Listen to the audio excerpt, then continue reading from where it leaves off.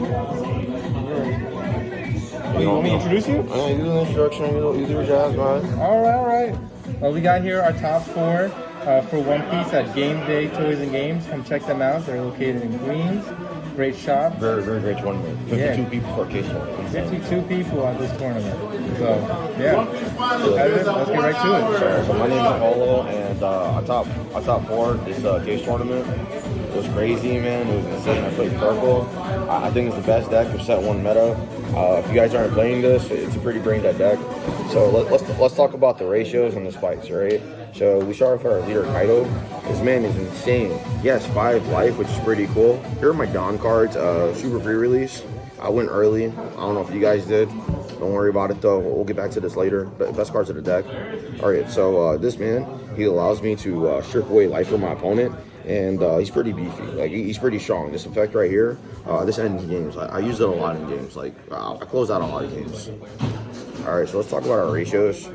Shout out to Kaido yet again. So my defensive spells, we played through 4 blast breath. So when I was looking at my deck and like the spread, I think this was like the only best spell card in theory, because like it's 4,000 counter. All the other ones just on his team subpar. They weren't that great. And then we got 4 Black Maria, super free release, way better than the regular ones. They have like a darker tint. I believe that if my deck is higher rarity, my cards have more effects. Alright, so we got 3 of these common blockers. I didn't see them all game. They weren't high rarity, so they didn't have that many effects. I saw this in my life a lot. It was pretty depressing. But best card. I saw it all game because it was high rarity. It had special effects. If I got second, you know, by turn 2, I would have it in my hand. It was great. My opponents, they were bedazzled by the flex. It was crazy. All right, so let's talk about a serious note. So we play Sakashi from OPO1. He's 2,000 counter, very high impact, and it's effect with the Dawn, right? So let me show you guys what it look like. So when they attack, I can trash a card and like, you know, set another Dawn. So like if I don't draw my field spell or my event, then it just ramps up. It's kind of crazy. It's sick.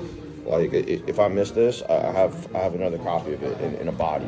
Like they have to answer it. It's a threat. All right, so we got some more flex, more card effects. Super rare pre-released Jack. So regular Jack, you'll never see it, and it won't be like really broken. This one says you're always gonna resolve it. Great card. I played 3 of it because I rather see this guy. It's a higher counter. This one kind of sucks sometimes, but it gets there. All right, so we also play Beza Hawkins. It has a nice sugar effect and memory where I can just play it, but then on play, I can rest one of my cards from my Dawn deck and then rest it. So like, if somebody like attacks me and this comes out, it gives me like a small body, but I also get to like ramp up, which is kind of cool. More spice from the pre-release. So Ulti, she has no effect in this deck, unfortunately. We didn't play page 1. I just always saw her. She was a 2,000 counter if you need it. Like she was big. Like they need to make an alternate art with like a better dress. All right, more spice. Look at that pre-release. It is so nice. Look at that. All right, so this card is probably the best blocker in purple. Not only does it like draw cards, but it also like fixes your hands, and like you can also use this on the aggressive when like your opponent don't know. But guys, you play this as a control deck. Don't play like an 8. This is not an Oinga Boinga deck. All right. Now let's talk about hand manipulation with my boy Drake X or X Drake. So this dude, he's pretty good. So he's a 5,000 on 5 cast, which is kind of a threat because it checks the leader cards most of the time on attack, so they have to clear this as a threat. But its on-play ability to strip my opponent's hand, especially in like certain scenarios, I get to minimize their hand. Like the less cards they have, the better. Like I think my opponent sucked. Like my opponent in the semifinals, he was pretty good, but I think I didn't draw that well. But it's all right. More spice from the pre-release game. So this card, I'm gonna be honest with you, I think it kind of sucks. So like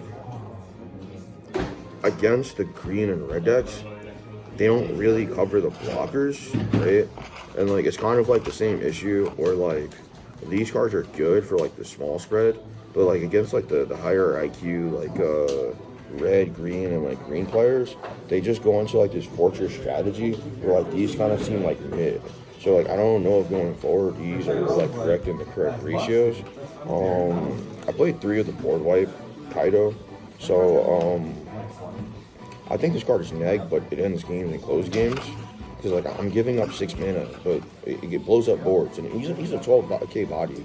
Most things can't clear this, and like late game, he's just saying hi, bro. I'm Wreck-It Ralph. This was the last card. This was a tech choice, honestly. Some people play 4, some play 2.